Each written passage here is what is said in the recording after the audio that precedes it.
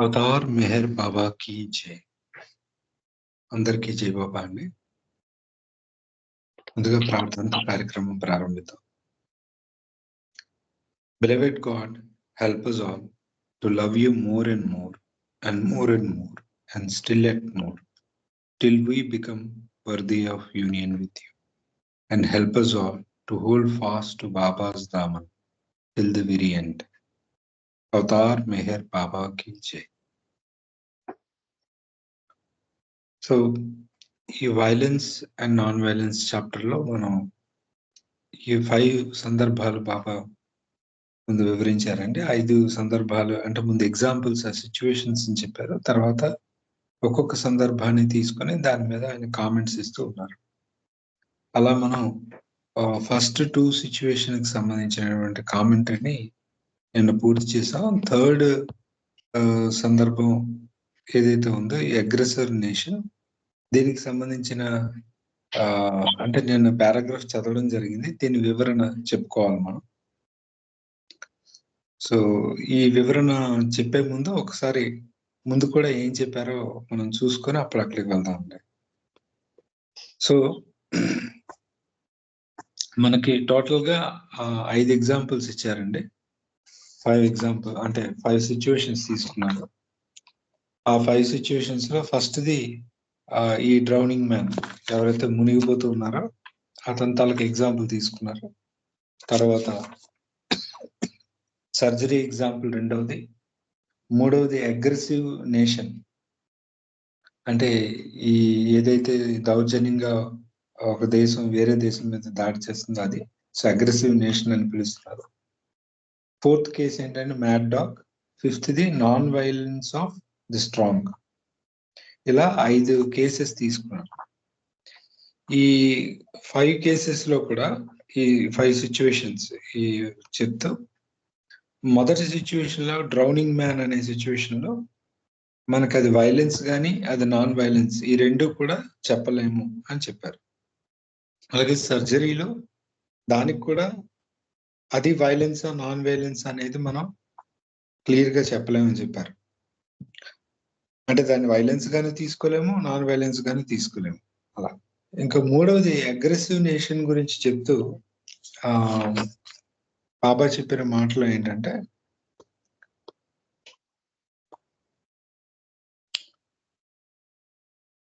అంటే ఇక్కడ ఒక దేశం అంటే ఇక్కడ మనకు కనిపిస్తుంది వైలెన్స్ కనిపిస్తూ ఉంది.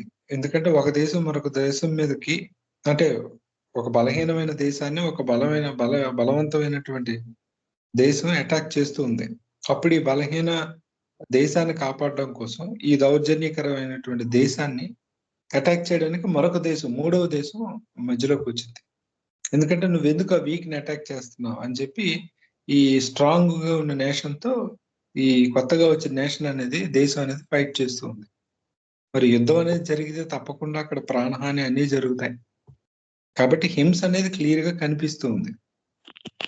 అయితే ఈ హింస చేయడంలో దీని యొక్క ముఖ్య ఉద్దేశం ఏంటి అంటే ఏ దేశం అయితే మూడవ దేశం మధ్యలోకి వచ్చి తలదూర్చి ఈ దౌర్జన్యకరమైన దేశంతో యుద్ధం చేస్తుందో ఆ చేయడం వెనక ఉద్దేశం ఏంటంటే వీడిని ఈ యొక్క బలహీనమైనటువంటి దేశాన్ని ముందు రక్షించి, ఎందుకంటే ఇది లేకపోతే అది అటాక్ గురవుతుంది, దాన్ని రక్షణ కల్పిద్దాము బలహీనమైన దేశానికి అనేది ఒక ఉద్దేశం. 2, ఈ దౌర్జన్యకరమైనటువంటి దేశానికి ఒక గుణపాఠం చెప్పాలి. నువ్వు నీ స్వభావం ఈ దుందుడుకు స్వభావం అటాకింగ్ నేచర్ ఏదైతే ఉందో వీక్ మీద పడిపోయి వాళ్ళని దోచుకుందాం అనే స్వభావం ఏదైతే ఉందో దాన్ని ఇది దెబ్బతీస్తుంది. అంటే అలాంటి స్వభావాన్ని నువ్వు తగ్గించుకో, లేకపోతే అది సరికాదు అనేటువంటి దానికి ఒక గుణపాఠం అనేది. ఎందుకంటే అదొక బలహీనత. బలహీనమైనటువంటి వాడి మీద పడిపోవడం అనేది ఈ బలవంతుడికి ఉండే బలహీనత. ఆ బలహీనత మీద ఇది అటాక్ చేస్తుంది. ఆ బలహీనత నువ్వు పోగొట్టుకొని దానికి కూడా ఒక గుణపాఠం అనేది చెప్తుంది. కాబట్టి ఇటువంటి సందర్భంలో దీన్ని హింస జరుగుతుంది, మనకు స్పష్టంగా కనిపిస్తుంది యుద్ధం. కాకపోతే ఆ యుద్ధం వెనుకతల ఉన్న మోటో నాన్ వైలెన్సే కాబట్టి దీన్ని నాన్ వైలెంట్ వైలెన్స్ అని బాబా అన్నారు. అహింసాయుతమైనటువంటి హింస అని. ఇది పారాగ్రాఫ్ లో చెప్పిందండి. సో మనం నెక్స్ట్ దానికి మూవ్ అవుతాం. ఏమైనా క్వశ్చన్స్ ఉన్నాయండి దీని మీద?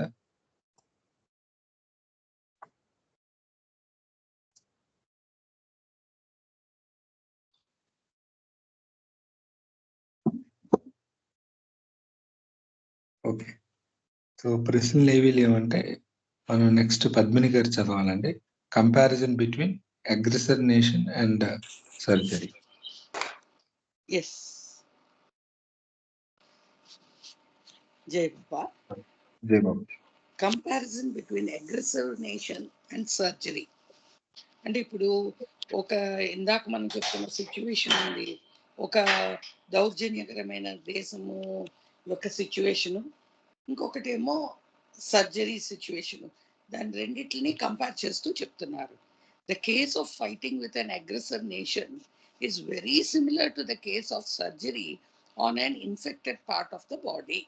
అంటే ఒక దౌర్జన్యకరమైన దేశము ఒక బలహీన దేశం మీద, ఒక బలహీనమైన దేశం వెళ్ళి ఒక బలహీన దేశం మీద దౌర్జన్యం చేసింది అనుకోండి, ఆ సిచ్యువేషన్ ఈ ఒక ఇన్ఫెక్షన్ వచ్చింది, ఒక మనకు శరీరం మీద ఒక భాగంలో ఒక ఇన్ఫెక్షన్ ఏర్పడింది, దాన్ని నివారించడానికి చేసే సర్జరీ, ఆ సిచ్యువేషన్లో రెండు కూడా ఒకలాగే అనిపిస్తాయి అని చెప్తున్నారు, సిమిలర్గా ఉంటాయి అని చెప్తున్నారు.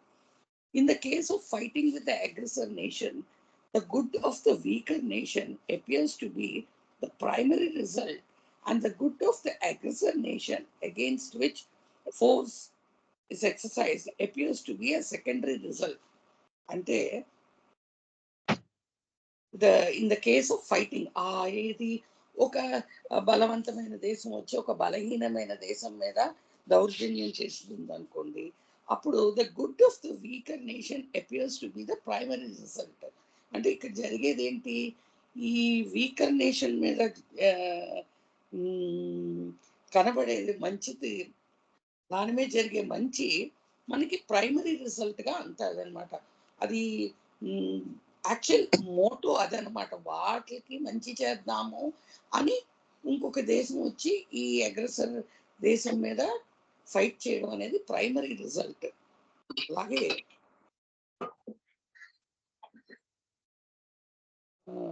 One second. And the good of the aggressor nation appears to be secondary result. So అంటే ఇప్పుడు మన ఇంకొక దేశం మూడో దేశం వచ్చి ఈ ఈ దౌర్జన్యం చేస్తున్న దేశం మీద అటాక్ చేయడం అనేది అది సెకండరీ రిజల్ట్ అన్నమాట. మరి ఈ బలవంతమైన దేశం వచ్చి బలహీనమైన దేశం మీద అటాక్ చేశాడే కాబట్టే కదా ఈ మూడో దేశం వచ్చే వాళ్ళు చేసింది. సో దాని రిజల్ట్ ఏంటంటే అది సెకండరీ, అది ప్రాథమికమైన రిజల్ట్ కాదు, ఆ తర్వాత దాని సిచ్యువేషన్. సో దాన్ని సెకండరీ రిజల్ట్ అన్నారు. అలాగే ఈ ఆపరేషన్ కేసుకు వచ్చాం. ఇది ఫస్ట్ కేసు ఏమో ఆ బలవంతమైన దేశం వచ్చి బలహీన దేశం మీద దౌర్జన్యం చేసినప్పుడు మూడో దేశం వచ్చి కాపాడడం, అది కూడా మరి ఒక చెప్పాలంటే వైలెన్స్ అయినప్పటికీ అది ఎందుకు చేశాడు, ఆ రిజల్ట్కి అంత ఇంపార్టెన్స్ ఉండదు. సారీ, అక్కడ ఏంటంటే వాళ్ళ ఉద్దేశం అక్కడ మంచి ఉద్దేశంతోనే వచ్చారు. ఇప్పుడు ఈ ఆపరేషన్ కేసుకుందాం. In the case of operation, the good of the patient on whom force is exerted appears to be the primary result. ఇప్పుడు ఒక సర్జను ఒక పేషెంట్కి సర్జరీ చేయడానికి బయలుదేరాడు అంటే వాడు ఏంటి ఆలోచించి బయలుదేరాడు, ఈ పేషెంట్కి ఏదో రోగం వచ్చింది, ఏదో పార్ట్ ఇన్ఫెక్ట్ అయిపోయింది, ఒక ఆర్గన్ ఇన్ఫెక్ట్ అయిపోయింది, మనం అతన్ని రక్షించాలి అని బయలుదేరాడు అనమాట. సో అతను చేసే ఆ మంచితనం ఏంటి, అది ప్రైమరీ రిజల్ట్ అనమాట. దాన్ని దృష్టిలో పెట్టుకుని బయలుదేరాడు. The good of the patient okay and the good of others appears to B A secondary result. మరి ఆపరేషన్ చేసే సర్జన్ కూడా మరి అతనికి హాని చేస్తున్నాడు కదా, అది జరిగే రిజల్ట్ అది సెకండరీ రిజల్ట్. అసలు మెయిన్ ఉద్దేశం ఏంటి, నేను ఆ పేషెంట్ని కాపాడాలి, లేకపోతే అతని బాడీ అంతా ఇన్ఫెక్ట్ అయిపోతుంది, లేదా ఇతని వల్ల ఇతరులకి ఇన్ఫెక్షన్ వ్యాపించేస్తుంది అని కదా సర్జన్ బయలుదేరాడు. సో అతను ఫస్ట్ థింగ్ ఏంటి, ఈ పేషెంట్కి హెల్ప్ చేయాలి, ఈ పేషెంట్కి ఇన్ఫెక్షన్ ఎక్కువైపోకూడదు, అది ఇంకా అతని శరీరానికి వ్యాపించకూడదు, ఇతరుల శరీరానికి వ్యాపించకూడదు, అది ఇతరులకు కూడా వ్యాపించకూడదు అని అతను బయలుదేరాడు. కాబట్టి ఆ గుడ్, ఆ మంచి ఏదైతే ఉందో అది ఇంపార్టెంట్ అని చెప్తున్నారు. అంటే అక్కడ అతని ఉద్దేశం important. But this is only a minor difference in benefit. సరే, ఎక్కడో నేను మిస్ చేశాను. And the good of others appears to be a secret. మరి ఇతను ఆపరేషన్ చేస్తున్నప్పుడు మరి పేషెంట్ ని కోసేస్తున్నాడు, అక్కడ ఏదో ఏదో గొలికేస్తున్నాడు, తీసేస్తున్నాడు, కుట్లేసేస్తున్నాడు, రక్తం అంతా పోతుంది. ఆ రిజల్ట్ సెకండరీ రిజల్ట్. మరి తప్పదు కదా, ఈ మొదటిది అతనికి హెల్ప్ చేయాలంటే ఈ రకమైనది చేయాల్సి వస్తుంది.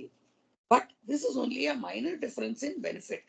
అంటే ఈ రెండు డిఫరెన్స్లు, ఈ రెండు మంచితనాల్లోనూ ఏదో చిన్న డిఫరెన్సే ఉంది.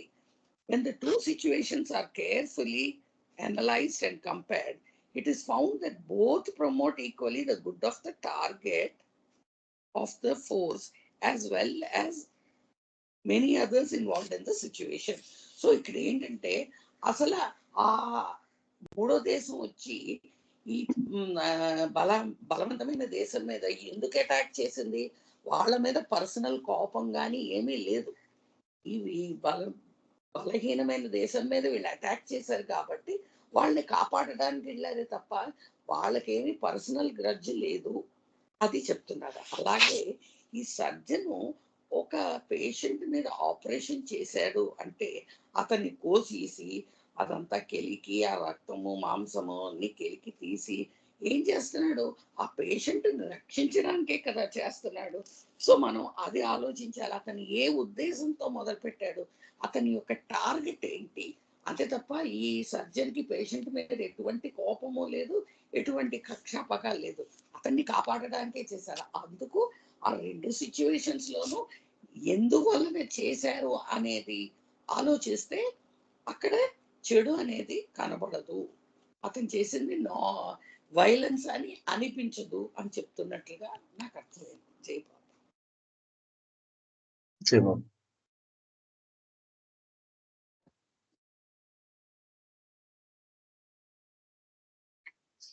ఎవరైనా మాట్లాడతారండి? సార్ ఇక్కడ అంటే ఎవరైతే ఉన్నారో బలహీనలకు మనం ఒక దేశం ఇంకో దేశానికి సాయం చేస్తుందని చెప్పారు కదా సార్ అక్కడ. అయితే ఇప్పుడు ఆ దౌర్జన్యం ఎవరైతే చేస్తున్నారో వాళ్ళకి అది ప్రయోజనం ఏ రకంగా కలుగుతుంది సార్? అది వాళ్ళకి ప్రయోజనం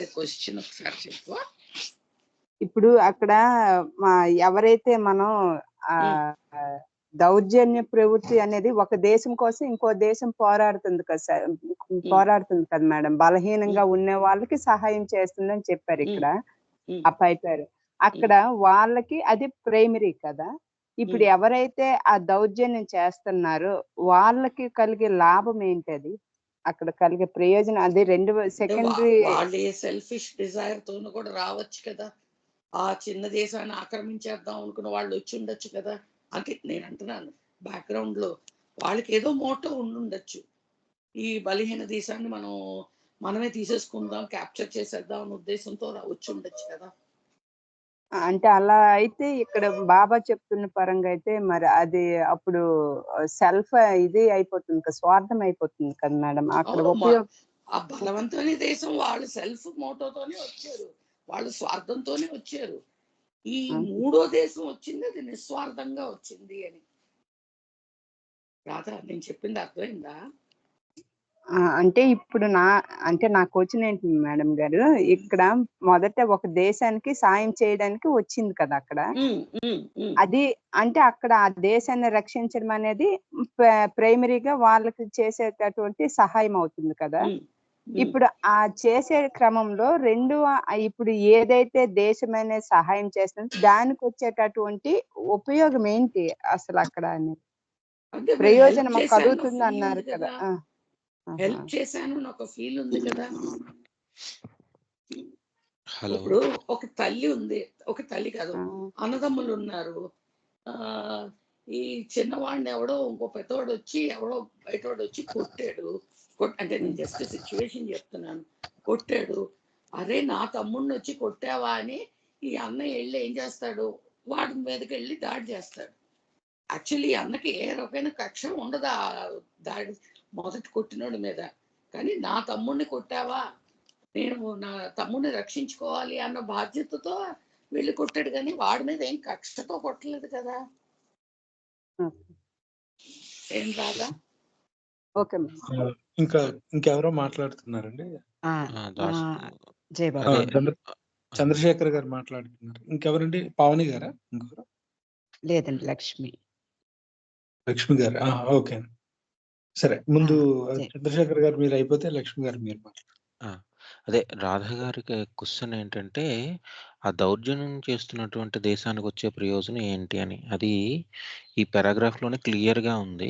దౌర్జన్యంగా దాడి చేసిన దేశానికి కలిగే ప్రయోజనం ఆధ్యాత్మిక రోగం నయం కావడం. అంటే ఏంటంటే, ఆ ప్రవృత్తి ఏదైతే ఉందో, దుష్ట ప్రవృత్తి, దానికి ఇంకో దేశం అడ్డగించడం వల్ల అది పోతుంది అని. అంటే ఇప్పుడు చూడండి, వాళ్ళకున్న అహంభావం అది పోతుంది. ఒక దేశం ఓడిపోయిందనుకోండి, మళ్ళా దండెత్తేటటువంటి ఆలోచన రాదు. ఇది మనకి రెండవ ప్రపంచ యుద్ధంలో జపాన్ చాలా అగ్రెసివ్‌గా ఉండేది. అదేంటంటే అన్ని దేశాల మీదని పడింది. అప్పుడు అమెరికా ఏంటంటే హిరోషిమా, నాగాసాకిలో అణుబాంబులు వేయడం ద్వారా వాళ్ళ తాలూకా అధికారాన్ని, అంటే ఆ రాజ్యాకాంక్షని తగ్గించారు. ఆ తర్వాత వాళ్ళు చాలా మంచి వాళ్ళైపోయారు. అంటే తన దేశంలో ఉన్న వాళ్ళే చనిపోయినప్పుడు వాళ్ళకేంటంటే కనువిప్పు కలిగింది. ఇది రాజ్యాకాంక్షతో మనం మనం మన మనం మన ప్రజల్ని సంతోషపరచలేము అని. ఆ తర్వాత అది అమెరికాకి మిత్రదేశం కూడా అయింది. వాళ్ళ దగ్గర అభివృద్ధి గట్టా జరిగింది. అలా మనం తీసుకోవాలి. అలానే ఇందాక ముందు అమ్మగారు చెప్పినట్టు, ఒక పిల్లాడు ఇంకొక పిల్లాడు కొట్టినప్పుడు ఆ కొడుతున్న అబ్బాయికి టీచర్ దెబ్బేస్తాడు. దెబ్బేసినప్పుడు ఏంటవుతుందంటే, ఆ కొట్టే ప్రవృత్తి ఆ అబ్బాయిలో తగ్గిపోతుంది. అది వచ్చేటటువంటి ప్రయోజనం. ఓకే, థ్యాంక్ యూ చంద్రశేఖర్ గారు. నాకు ఆ పాయింట్స్ స్ట్రైక్ అవ్వలేదు. ఓకే, అంటే అక్కడ మంచి కోసమే చేస్తున్నప్పుడు అక్కడ అగ్రెసర్ అనేటటువంటి పదం ఎందుకు సార్ వాడారు? దౌర్జన్యము అనేది మీరు కన్ఫ్యూజ్ అవుతున్నారు. ఆ రెండవ దేశం ఏదైతే అగ్రెసివ్ నేషన్ ఉందో, ఓకే, అంటే ఇప్పుడు ఒక దేశం మీద నాకు బలం ఉంది కాబట్టి నేను ఆక్రమిస్తాను అన్నటువంటి ఆ దేశానికి మూడవ దేశం దాని మీద యుద్ధం చేసినప్పుడు వచ్చేటటువంటి ప్రయోజనం ఏంటంటే, ఆ అగ్రెసివ్ నేషన్‌కి దాని తాలూకా అగ్రెషన్ తగ్గిపోతుంది. అదే దానికి వచ్చేటటువంటి ప్రయోజనం. ఓకే.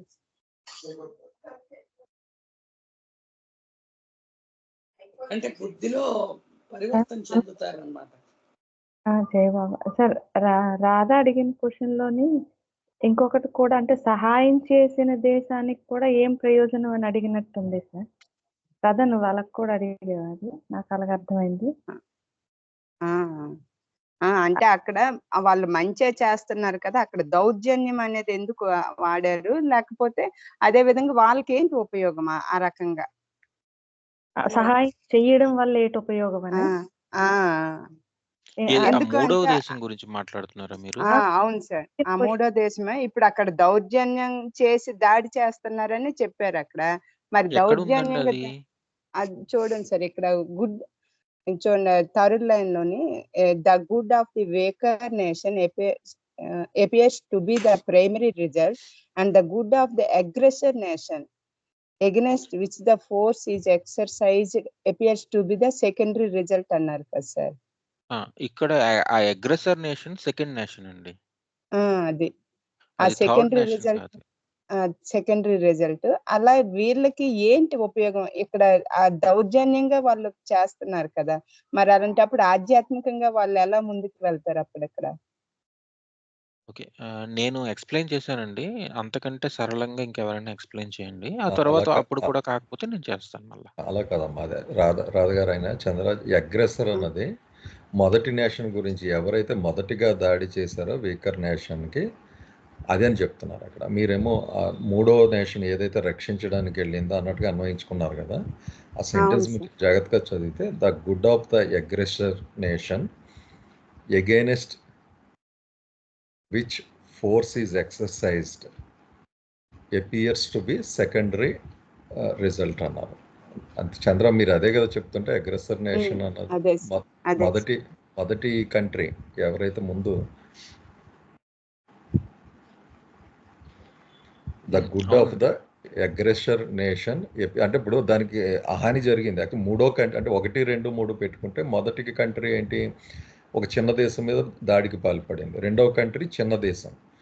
మూడవ కంట్రీ చిన్న దేశాన్ని రక్షించడానికి వెళ్ళిన ఫ్రెండ్లీ నేషన్, ఆ చిన్న దేశానికి సంబంధించిన ఫ్రెండ్లీ నేషన్. ఇక్కడ అగ్రెసర్ నేషన్ అన్నది ఎవరంటే మొదటి దేశం యాక్చువల్గా. అక్కడ the good of the aggressor nation, ఎందుకంటే అది సఫర్ అవుతుంది. మూడోవాడు రావడం వల్ల ఆ చిన్న నేషన్ మీదకి యుద్ధానికి వెళ్ళినప్పుడు వీడు అడ్డొచ్చి దీన్ని దెబ్బతీస్తాడు. ఇందాక జపాన్ కేసులో వేసినప్పుడు ఆటం బాంబు జపాన్ దెబ్బతింటుంది. ఆ జపాన్కి జరిగే గుడ్ కంటే అది సెకండరీ అవుతుంది. ఈ చిన్న నేషన్కి సంబంధించిన వీకర్ నేషన్ సంబంధించిన గుడ్ ప్రైమరీ అవుతుంది. ఇది అలా అనుకుంటాను కాంటెక్స్ట్. మీరు ఆ అగ్రెసర్ నేషన్ అది థర్డ్ నేషన్ అన్నట్టుగా అన్వయించుకోవడం వల్ల వాడికి గుడ్ ఏం జరుగుతుంది అన్నట్టుగా ప్రశ్నించారు. అంతే కదమ్మా రావు గారు? అవును సార్, అవును. కానీ అక్కడ అగ్రెసర్ నేషన్ కంట్రీ నెంబర్ 1 అండి యాక్చువల్గా. అక్కడ చెప్పింది ఇక్కడ బాబు. దాన్ని గుడ్డు కంటే దీనికి గుడ్డుకి ప్రయారిటీ ఇచ్చాడు కదా మూడో వాడు. మొదటి కంట్రీ గుడ్ కంటే రెండో కంట్రీ గుడ్కి ఇచ్చాడు కనుక తప్పు కాదు అన్నట్టుగా సెకండరీ రిజల్ట్గా తీసుకున్నాడు అనేది. అంటే ఇక్కడ గుడ్ బ్యాడ్లు ఉన్నాయా సార్ ఇక్కడ? అంటే బెనిఫిట్ అండి బేసికలీ, ఏం వస్తుంది వీళ్ళకి అన్నది అంతే. గుడ్ బ్యాడ్ మంచి కోసం వాళ్ళకి సహాయం గుడ్ అంటే ఇక్కడ.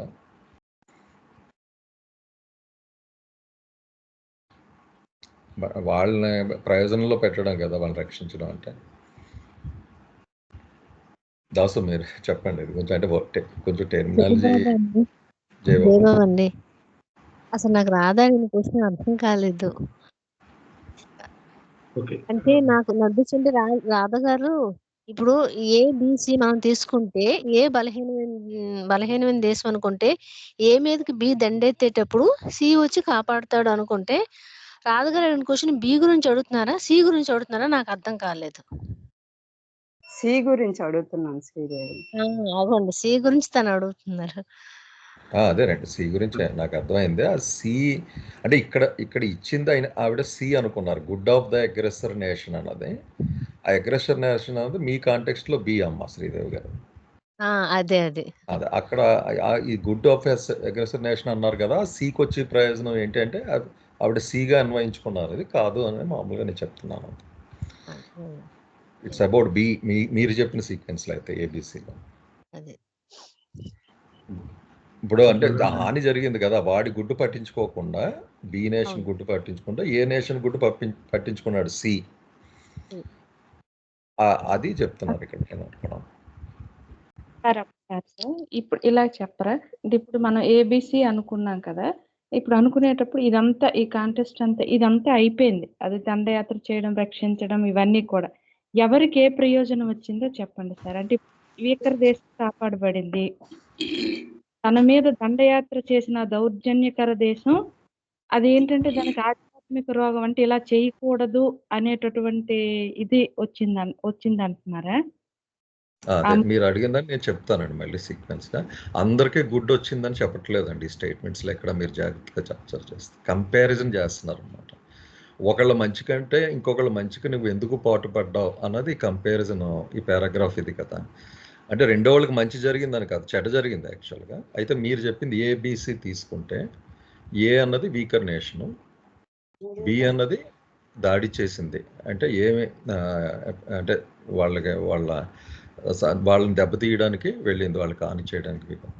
సి అనేది ఏకి ఫ్రెండ్లీ నేషన్ అనుకుందాం, హెల్ప్కి వెళ్ళి బి మీద యుద్ధం చేసింది. అంతే కదమ్మా, ఇక్కడ వరకు క్లియర్ కదండి. అయితే ఎవరికి ఏం గుడ్ వచ్చింది అని, అందరికీ గుడ్ వచ్చింది అని ఏం చెప్పట్లేదు ఇక్కడ యాక్చువల్లీ. మీరు అక్కడే కొంచెం ఇబ్బంది వస్తుంది. ఇప్పుడు సి నేషన్ ఏదైతే ఆఖరిగా యుద్ధానికి వెళ్ళి ఏకి హెల్ప్ చేయడానికి వెళ్ళిందో వీకర్ నేషన్కి, దాని పాయింట్ ఆఫ్ వ్యూలో చెప్తున్నారు. అది ఎవరు మంచికి పనిచేసింది? ఏ వీకర్ నేషన్కి మంచికి పనిచేసింది. బీకి కూడా పనిచేయచ్చు కదా, బీతో కలిసి కూడా వెళ్ళొచ్చు కదా, వెళ్ళలేదు కదా. వీళ్ళకి మంచి కంటే వాళ్ళ మంచికి ఎందుకు ప్రాధాన్యత ఇచ్చింది అన్నది ఆ స్టేట్మెంట్. ఇందులో అందరికీ మంచి జరిగింది అంట్లా. కంపారిటివ్గా ఈ సి అన్న నేషన్, అంటే మూడవ నేషన్ ఏదైతే ఇందాక కేసులో అమెరికా చంద్ర చెప్పింది, వాళ్ళు వెళ్ళి ఎందుకు ఒక ఆ వీకర్ కంట్రీకే మంచి చేశారు, ప్రైమరీ అన్నారు, ప్రాధాన్యత ఇచ్చారు, వీళ్ళకి సెకండరీ ఇచ్చారు. అది అలా తీసుకుంటే సరిపోతుంది. అందరికీ ఒక బెనిఫిట్ అయ్యిందని అనాలిసిస్ చేయట్లేదు ఇక్కడ. బెనిఫిట్ 1 బెనిఫిట్ 2 అన్నది కంపారిటివ్ అంతే. వాళ్ళ మంచికి ఎందుకు ప్రాధాన్యత ఇచ్చారు, వీళ్ళ మంచికి కూడా ప్రాధాన్యత ఇవ్వచ్చు కదా, ఇవ్వలేదు ఎందుకు అన్నది నాకు అర్థమైందండి ఆ స్టేట్మెంట్. అది సెకండరీ ఎందుకు పెట్టారు అన్నది.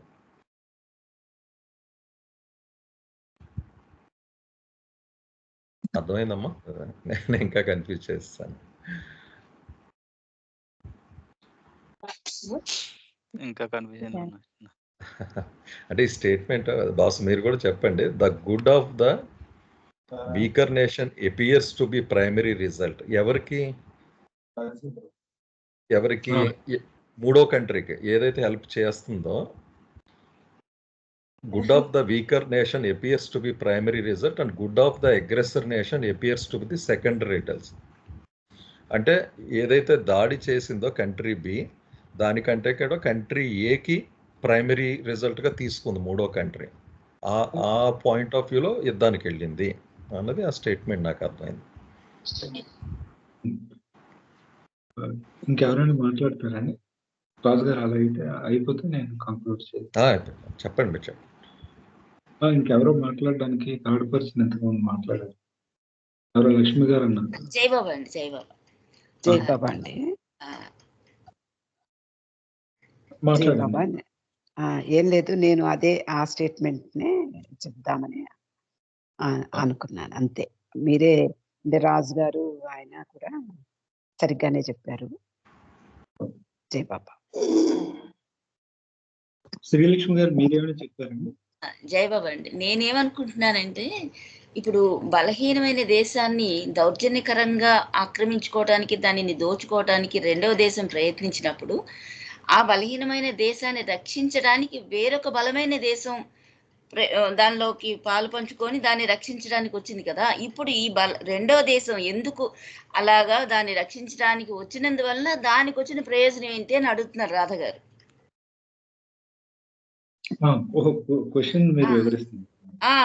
అంటే ఇప్పుడు ఎందుకని బలహీన దేశం మీద వేరొక దేశం దండయాత్ర చేస్తున్నప్పుడు ఈ బలమైన మరొక దేశం ఇంటర్ఫేర్ అవ్వాల్సి వచ్చింది అంటే దీని దగ్గర కూడా బలం ఉంది కాబట్టి ఆ బలాన్ని సరి అయిన విధంగా ఉపయోగించడం కోసం, అంటే నిస్వార్థము తన స్వప్రయోజనం ఆశించకుండా ఒక బలహీనమైన దేశాన్ని ఆ దాడి నుండి రక్షించడం కోసం ఈ రెండవ బలమైన దేశం ఈ యుద్ధంలోకి ప్రవేశించింది.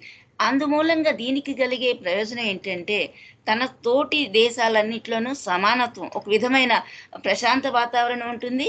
ఈ దౌర్జన్యకరమైన ప్రవృత్తి నుండి మొదటి బలమైన దేశం వెనక్కి తగ్గటానికి ఆస్కారం ఉంటుంది.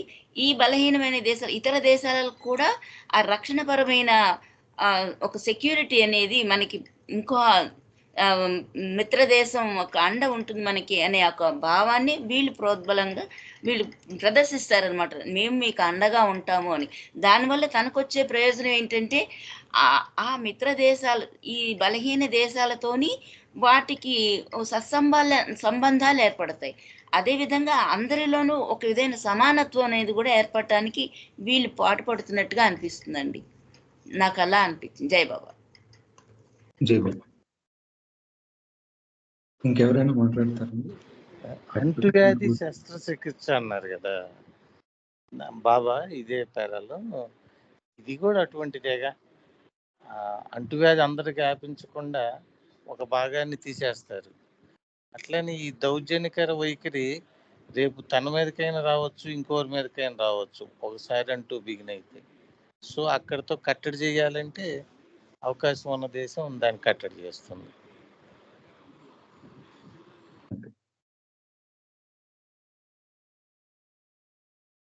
ఇంకెవరైనా మాట్లాడతారు?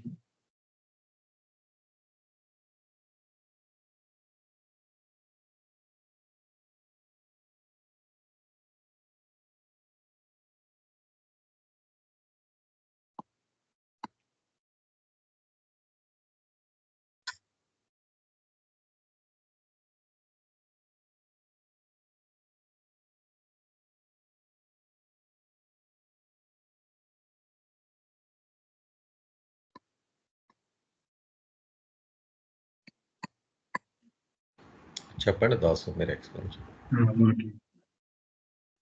అది కనిపిస్తుంది కదా స్క్రీన్? సార్ కనిపిస్తుంది, ఏబిఏ అని రాస్తుంది.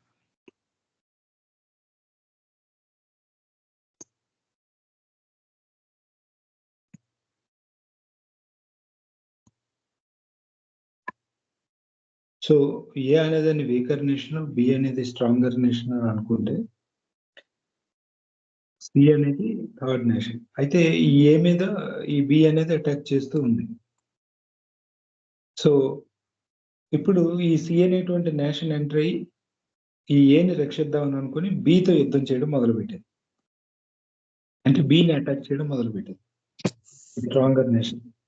చేసి లెట్స్ ఓడించింది అనుకుందాం. ఓడిస్తే ఇంకా ఏ సేవ్ అయిపోయింది. ఈ బి వల్ల ఏ కలుగుతున్న ప్రమాదం తప్పింది. అయితే ఈ పారాగ్రాఫ్ లో బాబా, ఇది కథ, ఇక్కడ ఆయన తీసుకున్న ఎగ్జాంపుల్ ఇది. దీన్ని బట్టి అతను చెప్తుంది ఏంటంటే, ఇక్కడ మంచి అనేటువంటి ఇక్కడ ఒక దాని గురించి మాట్లాడుతున్నారు. ఆ పారాగ్రాఫ్ లో చెప్పింది మాత్రం మాట్లాడుతున్నామని. ఇక్కడ అతను చెప్తుంది ఏంటంటే, మంచి ఏకి జరిగింది, ఇక్కడ బికి జరిగింది అని చెప్తున్నారు. ఏకి ఎలా మంచి జరిగింది? అది ఈ బి యొక్క దౌర్జన్యం వల్ల ఇది రక్షింపబడింది కాబట్టి ఖచ్చితంగా రక్షణ పొందింది. అది ఏకి మంచి. బికి మంచి జరిగింది అని చెప్తున్నారు ఇక్కడ. బికి ఎలా మంచి జరిగింది అంటే, ఇదొక ఒక బలహీనమైన దేశం మీద దండయాత్ర చేయడం అనేది అదొక బలహీనత, అదొక వీక్నెస్. అది స్వార్థం అనుకోండి, స్వార్థం అన్ని రకాల ఏవైతే గుణాలు మనం చెప్పుకున్నాం, యాంగర్ కానీ, లస్ట్ కానీ, సెల్ఫిష్నెస్ కానీ, ఇవన్నీ కూడా బలహీనతలే. సో ఆధ్యాత్మికమైన బలహీనత. సో ఇదేమైంది? ఇందాల చంద్ర గారు ఇచ్చిన బెస్ట్ ఎగ్జాంపుల్. సో ఎలాగైతే జపాన్ వేరే దేశాల మీద దండయాత్ర చేసినప్పుడు అమెరికా వెళ్ళి బుద్ధి చెప్పిందో రెండవ ప్రపంచ యుద్ధంలో, దానివల్ల అది గుణపాఠం నేర్చుకుని తర్వాత తను సరి చేసుకోగలిగిందో, అటువంటి ఆధ్యాత్మిక గుణపాఠం అనేది బికి లభించింది. సో మెటీరియలిస్టిక్ గా చూసుకుంటే ఇది బికి ఎలా బెనిఫిట్ అని ఎవరైనా అడుగుతారు. కానీ ఇది స్పిరిచువల్ గా చూసుకుంటే బికి ఒక ప్రయోజనం చేకూరింది. కాబట్టి ఈ సి అనేది బిని అటాక్ చేయడం వల్ల, అంటే సి యొక్క ఇన్వాల్వ్మెంట్ వల్ల ఈ సిచ్యువేషన్ లో ఏకి బెనిఫిట్ కలిగింది, బికి బెనిఫిట్ కలిగింది. ఏకి కలిగిన బెనిఫిట్ మెటీరియల్ గా దీని నుండి రక్షణ పొందింది. బికి కలిగిన బెనిఫిట్ అంటే దీనికి కలిగిన బెనిఫిట్ స్పిరిచువల్ బెనిఫిట్. ఇది మెటీరియల్ బెనిఫిట్. ఎలా స్పిరిచువల్ బెనిఫిట్ అంటే, నెక్స్ట్ టైం ఇలాంటి తప్పుడు పనులు అది చేయదు. అమ్మో, ఇలాంటి పిచ్చి పిచ్చి ఆలోచనలు కలిగినప్పుడు ఒకళ్ళు ఉన్నారు నన్ను కాపు కాసే వాళ్ళు వేరే వాళ్ళకు ఉన్నారు కాబట్టి నేను ఇలాంటి తప్పుడు పనులు చేయకూడదు. పోలీసు వాళ్ళు చేస్తున్న పనే బాహ్యంగా. బయట ఎవరైనా దౌర్జన్యం చేయడానికి ప్రయత్నిస్తే వాళ్ళు చేయడం వల్ల అయితే దీనివల్ల వీళ్ళ కలిగే ప్రయోజనం ఏంటంటే మార్పు వస్తుంది స్లోగా. ఆ మార్పు అనేది మానసికమైంది కాబట్టి అది ఒక స్పిరిచువల్ బెనిఫిట్ అనేది బికి కలిగింది. ఇక్కడ సి యొక్క బెనిఫిట్ గురించి అసలు ఎక్కడ పారాగ్రాఫ్ లో మాట్లాడలేదండి. సి గురించి ఏదైతే ఇన్వాల్వ్ అయిందో దీని గురించి ఎక్కడ ప్రస్తావన అనేది పారాగ్రాఫ్ లో లేదు. ఒకవేళ మీరు అనుకుంటే మరొకసారి వెళ్ళి చదవండి. ఇది ఒకటి. రెండోది ఈ పారాగ్రాఫ్ లో చెప్తుంది ఏంటంటే, డాగ్ ఎగ్జాంపుల్ అనుకుంటా. రెండోది సర్జరీ. సర్జరీలో ఏం జరుగుతుంది? ఒక పేషెంట్ ఉన్నాడు, అలాగే అదర్స్ ఉన్నారు. ఇప్పుడు ఈ డాక్టర్ అనేవాడు, ఎవరైతే సర్జన్ ఉన్నాడో, వీడు పేషెంట్ కి ఒక రోగం వచ్చింది. ఆ రోగం ఒక పర్టికులర్ శరీర భాగం వల్ల కలుగుతుంది. అయితే ఈ శరీర భాగాన్ని కట్ చేసి దాన్ని కానీ తీయకపోతే దాని ఇన్ఫెక్షన్ కారణంగా వేరే వాళ్ళు కూడా ప్రమాదం వాటిల్లే అవకాశం ఉంది. అందుకోసం ఈ డాక్టర్ ఈ యొక్క భాగాన్ని ఏదైతే చెడిపోయిందో ఆ శరీర భాగాన్ని కట్ చేసి సర్జరీ చేసి తీసి పడేశాడు. అయితే ఇప్పుడు బెనిఫిట్ ఎవరికైంది? ఫస్ట్ ఇతనికి, పేషెంట్ కి బెనిఫిట్ అయింది. ఎందుకంటే ఆ శరీర భాగం వల్ల ఇతని ప్రాణం రక్షించబడింది. అలాగే అది తీసి పారేయడం వల్ల ఇతను సమాజంలో తిరుగుతాడు కాబట్టి ఇప్పుడు ఇతనికి ఆ శరీర భాగం, పాడైపోయిన భాగం కోల్పోయాడు కాబట్టి దానివల్ల ఇన్ఫెక్షన్ అనేది వీళ్ళకి కూడా రాదు కాబట్టి వీళ్ళు బెనిఫిట్ పొందారు. సో ఇక్కడ కూడా ఈ డాక్టర్ చేసినటువంటి సర్జరీ వల్ల పేషెంట్ బెనిఫిట్ పొందాడు, వీళ్ళు బెనిఫిట్ పొందారు. అయితే ఎందుకు మరి ఈ రెండింటిని కంపేర్ చేశారు ఇక్కడ బాబా అంటే, ఒకసారి మీరు చూస్తే ఇక్కడ ఇది ఈ ఫోర్స్ ఇక్కడ వైలెన్స్ అనే విషయం మాట్లాడితే దేని మీద అయితే ఈ ఫోర్స్ అప్లై చేసిందో, అంటే ఈ విషయంలో ఇక్కడ ఫోర్స్ అంటే యుద్ధం చేయడం అనేది ఫోర్స్. అలాగే ఇక్కడ ఫోర్స్, ఈ కేసులో ఫోర్స్ అంటే ఏంటంటే సర్జరీ చేయడం అనేది ఒక ఫోర్స్. మరి రెండిట్లో ఇన్వాల్వ్, ఒక హింస అనేది ఇన్వాల్వ్ అయింది కదా, కట్ చేసి తీయడం అనేది మామూలు విషయం కాదు. అది కటింగ్ అనేది కూడా ఒక వైలెన్స్ తో కూడిందే. సో ఇక్కడ అంటే ఈ మొదటి కేసులో కానీ, అంటే నేషనల్ వీటికి సంబంధించిన కేసులో తీసుకుంటే దేని మీద ఇది అటాక్ చేస్తుందో ఆ దేశం పొందిన బెనిఫిట్ సెకండరీ బెనిఫిట్. ఇప్పుడు దీని మీద అటాక్ చేసింది కదా, ఈ అటాక్ చేయబడుతున్నటువంటి ఈ స్ట్రాంగ్ నేషన్ ఏదైతే ఉందో దానికి కలిగిన గుడ్ అనేది ఆర్ బెనిఫిట్ అనేది సెకండరీ బెనిఫిట్. ప్రైమరీ బెనిఫిట్ దీనికి కలిగింది, ఏకి కలిగింది ప్రైమరీ బెనిఫిట్. ఇది అటాక్ చేసినట్టు దేశానికి సెకండరీ బెనిఫిట్ కలిగింది. అదే ఈ సర్జరీ కేసులో దేని మీద అయితే ఫోర్స్ అప్లై అయిందో దీనికి కలిగిన బెనిఫిట్ ప్రైమరీ బెనిఫిట్, ఈ మిగిలిన వాళ్ళకి కలిగిన బెనిఫిట్ సెకండరీ బెనిఫిట్. సో ఇక్కడ దేన్ని కంపేర్ చేస్తున్నారంటే ఫోర్స్ ఎక్కడైతే అప్లై చేయబడిందో, మొదటి కేసులో ఫోర్స్ అప్లై చేయబడుతున్నటువంటి దానికి పొందుతున్న బెనిఫిట్ సెకండరీ బెనిఫిట్, రెండో కేసులో ఫోర్స్ అప్లై చేయబడుతున్న దానికి కలుగుతున్న బెనిఫిట్ ప్రైమరీ బెనిఫిట్ అని ఈ బెనిఫిట్స్ కలిగిన దాంట్లో కంపారిజన్ అనేది చేశారు. ఇది పారాగ్రాఫ్ లో ఉంది, నాకు అర్థమైందండి. ఇంకా మీరు ఇంకేమైనా ఉంటే చదువుకొని వస్తే మళ్ళీ డిస్కస్ చేద్దాం దాని గురించి.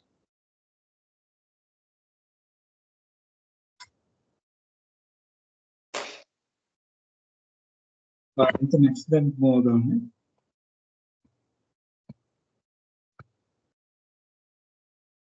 Defending weak from self. జై బాబా సార్ నాదే. Defending weak a form of selfless service. బలహీనుల్ని రక్షించడం కూడా ఈ నిస్వార్థ సేవ యొక్క ఒక రూపమే అని చెప్తున్నారు ఇక్కడ. Defending the weak is an important form of selfless service and it is a part of karma yoga or the yoga of action. ఈ defending the weak is an important form of selfless service అంటున్నారు. అంటే బలహీనులను రక్షించడం అనేది ఈ నిస్వార్థ సేవ యొక్క ఒక ముఖ్యమైన రూపమే ఇది కూడాను. మరియు ఇదేంటంటే and it is a part of karma yoga, అంటే ఆ రకంగా రక్షించడం అనేది కర్మయోగంలోని ఒక భాగం. అంటే మామూలుగా ఇప్పుడు పైన పేరాలో మనం చెప్పుకునేటప్పుడు అక్కడ యుద్ధం చేస్తునేటప్పుడు ఆ యుద్ధం పరంగా కూడా అంటే అక్కడ అది కర్మయోగమే, అంటే పనే జరుగుతుంది, యాక్షనే జరుగుతుంది కదా. ఆ రకంగా చేయడం కూడా ఆ కర్మయోగంలో ఒక భాగమే అనేది ఇక్కడ చెప్తున్నారు. బలహీనుని రక్షించడం అనేది నిస్వార్థ సేవ యొక్క ఒక ముఖ్యమైన రూపము, అలాగే అది రక్షించడం అనేది ఈ కర్మయోగంలో ఒక భాగము అనేది ఇక్కడ చెప్తున్నారు. Use of force when necessary for this purpose is completely justified as an indispensable instrument for securing the desired objective. ఇంకా కంటిన్యూ ఏం చెప్తున్నారంటే ఈ బలహీనుని రక్షించాలి అనేటటువంటి ఆ ప్రయోజనం కోసం అవసరమైతే బలం, యూజ్ ఆఫ్ ఫోర్స్, బలాన్ని ఉపయోగించడం అనేది కూడా ఈ అనుకున్న లక్ష్యం ఏదైతే ఉందో దాన్ని సాధించడం కోసం ఒక అనివార్యమైన సాధనంగా పూర్తిగా సమర్థించగలిగిందే అనేది ఇక్కడ చెప్తున్నారు. అంటే అక్కడ యుద్ధం చేయడం అనేది ఒకరినొకరిని కొట్టడమో లేకపోతే చంపడమో, అంటే ఒక బలం అనేది ఉపయోగించడం అనేది అవసరమే, అంగీకార యోగ్యమైనదే. ఎందుకు అంటే అక్కడ ఒక బలహీనుణ్ణి నిస్వార్థంగా వాడు రక్షిస్తున్నాడు కాబట్టి అక్కడ బలం ఉపయోగించడం అనేది కూడా అంగీకారమే, సమర్థించగలిగినదే అనేది ఇక్కడ చెప్తున్నారు. But any fighting undertaken to defend the week must be without any selfish motives or hatred if it is to have unalloyed spiritual importance. ఇంకా కంటిన్యూ చేస్తున్నారు దాని గురించని. కానీ బలహీను రక్షించడానికి చేసినటువంటి ఆ యుద్ధం ఏదైనా అది పోరాటము అనేది ఎలా ఉండాలంటే దాన్ని ఎలాంటి స్వార్థ ప్రయోజనం కానీ లేదా ద్వేషం కానీ ఉండకూడదు. Without any selfish motive or hatred, ద్వేషం కానీ లేదంటే స్వార్థ ప్రయోజనం, అంటే వాళ్ళకి రక్షిస్తే నాకు ఇటువంటి ప్రయోజనం కలుగుతుంది, లేకపోతే వాళ్ళని రక్షించడం వల్ల దీనిని నేను సంపాదించవచ్చు, అలా అటువంటి ద్వేషం కానీ లేకపోతే స్వార్థ ప్రయోజనం కానీ ఉండకూడదు. ఇంకా ఏం చెప్తున్నారంటే if it is to have unalloyed spiritual importance, అంటే ఆ బలహీనుని రక్షించేటప్పుడు అది స్వచ్ఛమైన ఆధ్యాత్మిక ప్రాముఖ్యత కలిగి ఉండాలంటే ఈ రకమైనటువంటి ద్వేషం, అసూయ కానీ లేకపోతే స్వార్థ ప్రయోజనం కానీ లేకుండా ఉంటేనే అప్పుడు అది ఏమవుతుంది, స్వచ్ఛమైన ఆధ్యాత్మిక ప్రాముఖ్యతని కలిగి ఉంటుంది. లేదు అనుకుంటే అప్పుడు అదేమవుతుంది, అలా చేయకుండా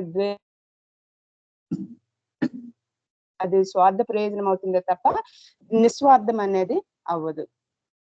It resembles, for example, a case of a man who defends a woman being attacked by another man for veil purpose, thus saving the woman's honor and life, and punishing the attacker and making him repent.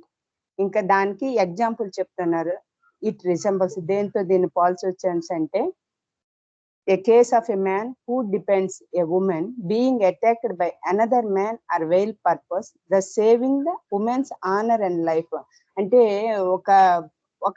ఒక స్త్రీని ఒక వ్యక్తి బలాత్కరిస్తున్నప్పుడు ఆ బలాత్కారానికి గురవుతున్న ఆ స్త్రీ యొక్క మాన ప్రాణాలు కాపాడడం కోసం ఆ నేరస్తుని శిక్షించవచ్చు. అలాగే రిపెంట్, అతన్ని పశ్చాత్తాపడేలా చేయడం కూడా చేయొచ్చు. అలా ఆ రకంగా ఒక వ్యక్తి చేసే పోరాటంతో దీన్ని పోల్చవచ్చు. అంటే అక్కడ ఏమవుతుంది, అతను ఆమెను ఇబ్బంది పెడుతున్నప్పుడు ఇతను ఆ క్షణంలో అతనికి ఎటువంటి ద్వేషం కానీ లేకపోతే స్వార్థం కానీ ఉండదు. ఆటోమేటిక్ గా తను రక్షించడానికి ప్రయత్నిస్తాడు. అలాగే అతను పశ్చాత్తాపడేలా చేయడానికి ప్రయత్నిస్తాడు. కాబట్టి ఇక్కడ అక్కడ ఏమవుతుంది, ఆ స్త్రీ అనే ఆమె వీకర్ పర్సన్ గా మనం తీసుకున్నట్లయితే, ఇటువైపు వాళ్ళు బలవంతుడిగా తీసుకున్నట్లయితే అక్కడ చేసేది సేవ ఏంటంటే నిస్వార్థ సేవే అవుతుంది అనేది నాకు ఇక్కడ అర్థమైంది సార్. జయబాబా మాట్లాడింది ఎవరు?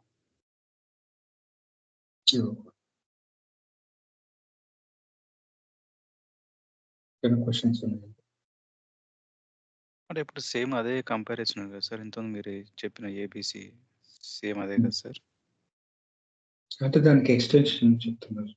ఓకే.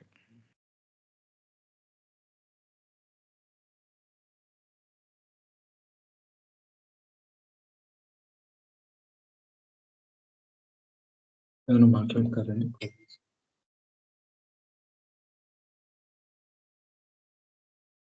ఓకే. సో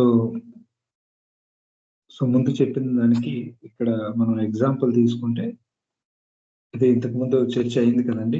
ఏబిలో సికి బెనిఫిట్ ఏంటి అని అడిగారు, కానీ ముందు పారాగ్రాఫ్ లో సి బెనిఫిట్ ఏం మాట్లాడదు.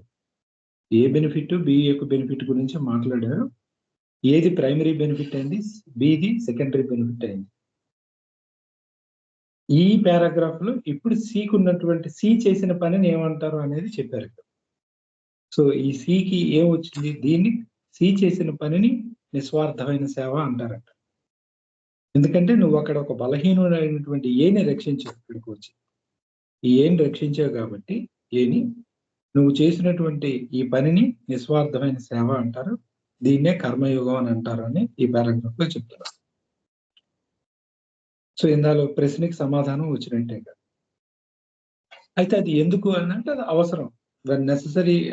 అది అలా ఒక బలవంతుడు ఓ బలహీనుల మీద అలా రెచ్చిపోయేటప్పుడు మీరు వెళ్ళి రక్షించారు. ఆ రక్షించడం వెనకతలు మీ ఉద్దేశం కూడా ఎటువంటి స్వార్థం లేదు. అంటే ఈ దేశాన్ని ఏదో రక్షిస్తే రేపు పొద్దున్న ఆ దేశంలో ఆయిల్ సప్లైస్ ఉన్నాయి, మాకు కొంచెం ఆయిల్ ఇస్తారు, లేకపోతే గోల్డ్ మైన్స్ ఉన్నాయి, గోల్డ్ ఇస్తారు, ఏదో ఆశించి ఆ వీక్ కంట్రీని సేవ్ చేయకుండా, అయ్యో అది నిజంగా బాధల్లో ఉంది, ఇబ్బందుల్లో ఉంది, ఇది అన్యాయంగా అటాక్ చేస్తుంది, నా దగ్గర శక్తి ఉంది, ఎదుర్కొనే శక్తి ఉంది కాబట్టి నేను వెళ్ళి దాన్ని రక్షిస్తాను, వీడికి శిక్షిస్తాను అని ఎటువంటి కోరిక లేకుండా ముందుకు వచ్చాడు. కాబట్టి అదొక సెల్ఫ్లెస్ మోటివ్. కాబట్టి లేదు, ఈ ఎవడైతే అటాక్ చేశాడో, అంటే మన కేసులో బి కంట్రీ ఎవడైతే వాడి మీద ద్వేషం ఉందనుకోండి, సపోజ్ నిజంగా ఏని రక్షిద్దామని లేదు, కానీ వీడి మీద కోపం ఉంది. సో ఈ బి మీద ఉండే ద్వేషంతో వీడు ఇన్వాల్వ్ అవ్వలేదు, ఏ నుండి ఏదో ప్రయోజనం పొందుదామని ఇన్వాల్వ్ అవ్వలేదు, కేవలం ఏని రక్షిద్దాము, అక్కడ ఒక అన్యాయం జరుగుతుంది, అధర్మం జరుగుతుందని ఎంటర్ అయ్యాడు. కాబట్టి అందులో తనకంటూ ఏ ప్రయోజనం చూసుకోకుండా వెళ్ళాడు. కాబట్టి ఇది నిస్వార్థమైన సేవ అవుతుంది, దీన్నే కర్మయోగం అని కూడా చెప్పచ్చు అని అన్నారు. సో సి పాత్ర అటువంటిది. ఉదాహరణ కూడా ఇచ్చారు, ఒక స్త్రీని ఎవరైనా పురుషుడి చేత అటాక్ చేయబడితే ఆ స్త్రీ మానవ ప్రాణాలను రక్షించి అవతల వాడికి ఆ బుద్ధి చెప్పాలి. ఆడ గుణపాఠం నేర్చుకుంటాడు అనేది ఇందులో చెప్పారు. సో మరి ఏది లేదంటే మనం ముందుకు వెళ్దాం. నాకు డౌట్ బాబా, ఇప్పుడు ఇదే మీరు ముందు చెప్పింది ఏబిసిలోనే సిఏని రక్షిస్తే బెనిఫిట్ ఇద్దరికి చెప్పారు. ఇందులో ఇప్పుడు సికి జరిగిన బెనిఫిట్ అని చెప్పారు. అయితే బెనిఫిట్ అనలేదు, ఆ సి చేసిన యాక్షన్ ని ఒక నిస్వార్థమైన సేవ అని అన్నారు. ఎలా తెలుస్తుంది సి నిస్వార్థంగా చేశాడా లేకపోతే స్వార్థపూర్తిగా చేశాడా అనేది ఎలా తెలుస్తుంది? సికి తెలుస్తుంది కదా. ఇక్కడ తెలియాల్సింది మనకి భగవంతుడికి తెలియాలి, ఇంకెవరికి తెలుస్తుంది? మిగతా వాళ్ళు దేన్నైనా ఎలాగైనా ఇంటర్ప్రిట్ చేస్తారు, అది మనం అందులో ఇన్వాల్వ్ అవ్వకూడదు కదా. మనం చేసేటప్పుడు ఒక పనిని ఈ రకంగా చేస్తే అది ఒక కర్మయోగం అవుతుంది, అది ఆధ్యాత్మికమైన ప్రయోజనాన్ని చేకూరుస్తుంది. మనం ఆల్రెడీ రిమూవల్ ఆఫ్ సంస్కారాస్ లో సెకండ్ పార్ట్ 2లో ఆ ఎనర్జీని ఎలా డైవర్ట్ చేయాలని చెప్పి సబ్లిమేషన్ గురించి మాట్లాడుతూ మెడిటేషన్, సెల్ఫ్లెస్ సర్వీస్ చెప్పారు. ఖచ్చితంగా ఆ సహాయం చేసే వ్యక్తికి ఒక దేశం చేస్తే దేశపరంగా ఆ సంస్కారాలన్నీ ఖచ్చితంగా నాశనం అవుతాయి. అది ఇండివిజువల్ లెవెల్లో కానీ నిజంగా వాడు అలా చేస్తే ఇండివిజువల్ లెవెల్లో కూడా వాడి సంస్కారాలు చల్లా చదివే వాడు అడ్వాన్స్ అవుతాడు ఖచ్చితంగా. ఆధ్యాత్మిక ప్రయోజనం అనేది ఉంటుంది. నెక్స్ట్ అండి అదండి comments on cases of mad dog and non violence of the strong. ఇప్పుడు 4th, 5th సిచ్యుయేషన్స్ని కంపేర్ చేస్తున్నారు. 4th సిచ్యుయేషన్ మ్యాడ్ డాగ్ అంటే పిల్లల మీద దాడి చేస్తున్న ఆ పిచ్చి కుక్కను టీచర్స్ చంపి పిల్లల ఆ సిచ్యుయేషన్ నుంచి బయటపడేశారు పిల్లలు. అది 4th case. 5th case non violence of the strong. ఒక బలవంతుడు ఒక బలహీనుడు ఎవరో వచ్చి అవమానపరిచాడు మూవీస్ ఏదో, అయినా కూడా అతను అత్యంత సహనంతో ఉండి ప్రేమతత్వాన్ని బోధించి అతన్ని అంటే అతను తప్పును తెలుసుకునేలాగా చేశాడు అన్నట్టు కదా కేసు. ఈ రెండింటిని కంపేర్ చేస్తున్నారు. Situation number 4 is definitely A case of violence. However, it is justified because there is no hatred in it, because it is intended to promote the greater good of the children who might be attacked by the mad dog. ఈ 4వ పరిస్థితి మనం చూస్తే situation అది ఖచ్చితంగా కుక్కను చంపేయడం అన్నది ఖచ్చితంగా మనసుకు బాధ కలిగించే విషయం. అది వైలెన్స్ కిందే మనం ఫీల్ అవుతాము. కానీ ఎందుకు దీన్ని మనం జస్టిఫై చేయొచ్చు అన్నదానికి ఏం చెప్తున్నారంటే అక్కడ ప్రధానంగా ద్వేషం లేదు. ఇందాక ముందు పారాగ్రాఫ్లో 2 టర్మ్స్ వాడారండి, సెల్ఫిష్నెస్, హేట్రెడ్. ఇక్కడ అంటే ఈ 2 మోటివ్ అయినప్పుడు ఇబ్బంది వస్తుంది మనకు స్పిరిచువల్ పాయింట్ ఆఫ్ వ్యూలో, రెఫరెన్స్ పాయింట్ అయినప్పుడు మనం చేసే పనికి. ఇక్కడ హేట్రెడ్ లేదు బేసిక్గా, ఇది హైలైట్ చేస్తున్నారు ఇక్కడ. కేవలం ఆ పిల్లల్ని మంచి కోసం, వాళ్ళని రక్షించడం కోసం, గ్రేటర్ గుడ్ అన్నారు, ఇంకా మరింత మంచి చేకూర్చడం కోసం ఈ పిచ్చి కుక్కని చంపడం జరిగింది. The case of the strong man who gives a sermon instead of seeking revenge implies non-violence, but it is not a case of inaction. అయితే ఈ 5వ సినారియోలో జరిగింది ఏంటంటే ఆ బలవంతుడైన వ్యక్తి తనకు అవమానం జరిగినప్పటికీ కూడా చక్కగా ఓర్చుకున్న దాన్ని ప్రేమతత్వాన్ని వివరించి ఆ సిచ్యుయేషన్లోంచి అతను బయటికి తీసుకొచ్చాడు. కానీ అక్కడ ఎక్కడ రివెంజ్ అన్నది అతను దానికి కనెక్ట్ అయిపోలేదు వెంటనే ఆ యాక్షన్ రియాక్షన్ ప్రాసెస్లో. అయితే ఇక్కడ వచ్చింది ఏంటంటే ఇక్కడ మనం ఎలా అర్థం చేసుకుంటాం, యాక్చువల్గా ఖచ్చితంగా వైలెన్స్ లేదు ఇక్కడ కనుక మనం ఆ వైలెన్స్ గురించి మాట్లాడడానికి ఇంప్లై చేసుకోవడానికి ఏం లేదు. కానీ చాలా నేను జీవితంలో కూడా సహనం ఇచ్చండి, ఆ మాత్రం పౌరుషం లేదా నీకు అని రెచ్చగొడతారు. మనం ఒకవేళ మనకు ఆ తత్వం అదృష్టవశాత్తు ఉన్నా కూడా చాలా విధాలుగా నిందిస్తారు మిమ్మల్ని. నీకు పౌరుషం లేదా, నువ్వు ఇలా వేరే వేరే ఇంకా వేరే వేరే టర్మ్స్లో వాళ్ళని, కానీ దానికి చెప్తున్నారు Baba, it is not a case of inaction. అంటే చర్య తీసుకోలేని విధంగా, అంటే నేను ఇప్పుడు చెప్పినట్టుగా ఆ నిందకు గురి కావాల్సిన ఆ పాయింట్ అటువంటిది కాదు యాక్చువల్గా. ఇది నిజంగా it implies neither passivity nor weakness but strength and true creative action of an impersonal nature. నిజానికి జాగ్రత్తగా దీన్ని డీప్గా అర్థం చేసుకుంటే నిష్క్రియతత్వం అంటారు కదా, ఏమీ చేయకపోవడం అన్నది ఇందాక నేను చెప్పినట్లు. అలాగే బలహీనత, ఒకటి నిజంగా చేయకపోవడం, అలాగే లేకపోతే బలహీనంగా ఉండి ఇంక మనం ఏం చేయలేము వాళ్ళని అని ఉండడం, అది కూడా కాదు. అతనికి నిజంగా శక్తి ఉంది. So it implies neither passivity nor weakness but strength and true creative action of an impersonal nature. ఇదే అద్భుతమైన స్ట్రెంగ్త్. అంటే ఆయన ఫిజికల్ స్ట్రెంగ్తే కదా, ఇది ఒక విధంగా మానసికమైన ఒక స్ట్రెంగ్త్ అనమాట. అది స్ట్రెంగ్త్కి సింబల్, అది అలా ఉండగలగడం. ఇప్పుడు గాంధీజీ నాన్ వైలెన్స్లో కూడా చాలాసార్లు చెప్తారు ఇట్స్ ఇన్ఫాక్ట్ స్ట్రెంగ్త్ అని. అలాగే true creative action of an impersonal nature. And ప్రతిదీ వ్యక్తిగతానికి అన్వయించుకోకుండా, ఈ సెల్ఫిష్నెస్ అన్నది, హేట్రెడ్ అనేది నార్మల్గా ఇండివిజువల్ పాయింటైజేషన్, రిఫరెన్స్ పాయింటే కదా, నాకు చిక్కుపోవడం, నాకేదో జరిగింది అని. ఇంపర్సనల్ అంటే దానికి దూరంగా జరిగి, నా నుంచి, నేను అనే దాని నుంచి దూరంగా జరిగి ఒక సృజనాత్మకమైన నిజమైన సృజనాత్మక చర్య అంటారు. ఎక్కడో స్పిరిచువాలిటీ, క్రియేటివిటీ చాలా బైండింగ్ ఉన్నది అనిపిస్తుంది మనం డిస్కస్ వచ్చి ముందుకెళ్ళే కొద్ది. ఇక్కడ వాడారు ఆ పదాన్ని. అంటే రొటీన్ మోస పాత్రలోంచి కాకుండా బయటపడి స్పందించడం అనేది స్పిరిచువాలిటీలో చాలా పెద్ద లక్షణం. Spirituality is all about removing your stagnation. ఈ జర్నీలో ఎక్కడికక్కడ స్టక్ అయిపోతాం మనం. ఒక ఆదర్శమో, ఒక ఇష్యూ, ఒక హేట్రెడో, మురికాలలో చూడండి వెళ్తా అటు ఇటు చిక్కుపోయి ఉంటుంది, వాటిని ముందుకు తోయడం అనేది స్పిరిచువాలిటీ. క్రియేటివ్ యాక్షన్ అనేది దాని నుంచి బయటపడి వెళ్ళగలగడం.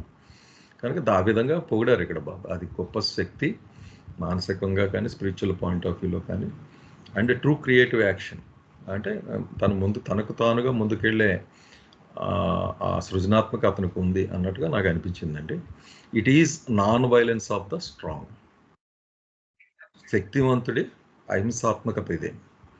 ఎందుకంటే బలహీనుడికి నాన్ వైలెన్స్ అన్నది పెద్దగా అంత గొప్పగా చెప్పుకోలేం, కానీ శక్తివంతుడయ్యి అహింసను పాటించాడంటే స్పిరిచువల్ పాయింట్ ఆఫ్ వ్యూలో నో డౌట్ ఈ మూవ్ ఫార్వర్డ్ అనమాట. ఆ విధంగా జర్నీలో అలాగ అర్థం చేసుకోవాలి అన్నట్టుగా చెప్పినట్టు అనిపించింది నాకు. జై బాబా అంటే.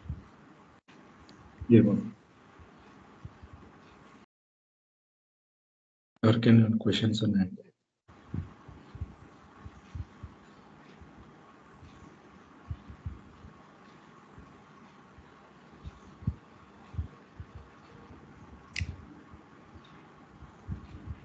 అంటే దోశ మీకు అర్థమైతే ఈ రెండు కంపారిజన్లో ఎందుకు పెట్టారన్నది లాజిక్ కొంచెం నాకు ఒక స్పష్టంగా ఉంది. అది ఒక్కటి చెప్పండి నాకు తర్వాత, అందరూ ఏమన్నా మాట్లాడిన తర్వాత.